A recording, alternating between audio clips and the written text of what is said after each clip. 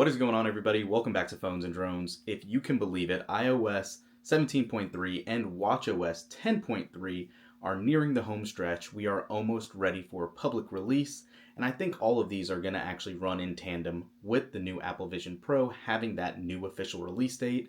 I think these will be the most needed and updated software for these items. Now, obviously, the watch itself and the iPhone doesn't necessarily correlate directly to Vision OS. We all know by now it's running its own operating system, but I think these will all run side by side for the release of Vision Pro. Let's go ahead and use this video to talk about what's new in watchOS 10.3. Let's go. Okay, as you guys can see, watchOS 10.3 Beta 3 just finished installing.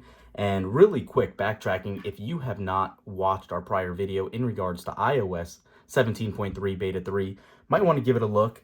Luckily, it cleared up okay, but there was an issue updating this, just like Beta 2 had that boot loop issue. Hopefully, we're not going to see anything here with watchOS 10.3 Beta 3, and this was our second time fully just unlocking it, so it looks like everything seems to be working smoothly, but just a call out nonetheless. As a reminder, these are betas, and this is why Apple says don't put these on your primary devices. Cost issues like this can obviously come up at any time.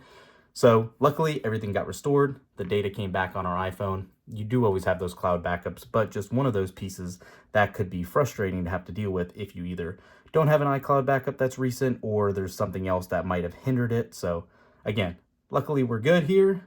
Nothing to worry about. So let's go ahead and get started on this video. Jumping right into settings, general, and about. This is now going to be Watch 10.3 version 21S 5642A. That's good to see. That aligns perfectly with iOS 17.3. Since we are now seeing A builds on both of their flagship operating systems, this is a great sign that we should be getting. Let's go ahead and jump into our calendar right here. The final versions for the public release here in the next couple of weeks, which does align with what we were thinking all along, that these would be out before or in tandem with the new Apple Vision Pro headset that now has an official release date on the February 2nd, which is that first Friday in February. So having said that, big picture here, going back to this month, we should probably receive the RC or the release candidate build for watchOS 10.3 and iOS 17.3 on the 16th, with public release on the 23rd or 30th, just depending on how that RC build goes. And that will obviously be done in time for that first release coming out for the Apple Vision Pro. Now, one thing we did notice actually for the first time in a while, the feedback app is actually updated ahead of time. And as you can see, if you jump into it for watchOS 10.3 Beta 3, it simply has one note here, which makes sense that there's nothing else resolved or known in this beta for issues. And the resolved issue here is it was resolved where APIs which provide transaction values would unexpectedly fail when the purchase price of the transaction is a very large number. As you can see here, this is actually the exact same release note for iOS and iPadOS 17.3 Beta 3 as well. So consistency is there. It is complete nonetheless. So hopping around the OS, let's go ahead and get back in here. As you would traditionally assume, for the final build here, everything does look to be operating pretty smoothly and no issues are happening right here. Jumping into it, it does obviously take a little bit to reopen the app, but nothing significant at all considering it is a beta to hinder anything at all. I'm going to go ahead and put this back on and do our typical song and dance on that double tap gesture in a second.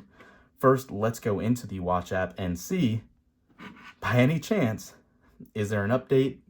No, there's not. Again, nothing surprising being this late in the beta release cycle, but nonetheless, here it is. Unfortunate confirmation that it is still not 100% going to have any new feature. So we did have a couple of intermittent times when the double tap didn't work in beta 2. This is off to a much better start right here. Switching up fingers like we like to try. It is still working much better here than it was in beta 2. Still, unfortunately, think it's very limited, but that is where we're at with double tap currently.